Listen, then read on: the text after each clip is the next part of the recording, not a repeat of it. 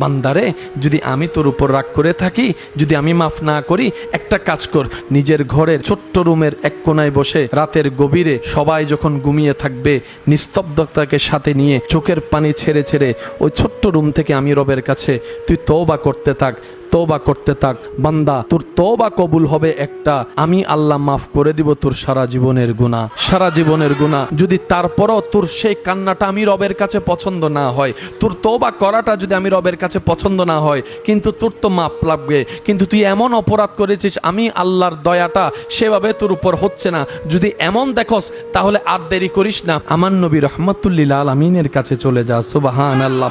আমার হাবিবুল্লাহর ধারে চলে যা। আমি আল্লাহ কোরআনে সেই ফরমানটা দিয়ে দিলাম, দেরি আর করিস না, তুই আমার হাবিবের দরবারে চলে যা।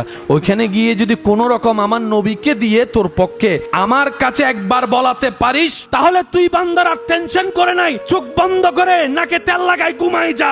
এতটুকু বিশ্বাস রাখিস, তোর তওবা কবুল করনেওয়ালা আল্লাহ দয়াবান তোকে মাফ করে দিয়েছে।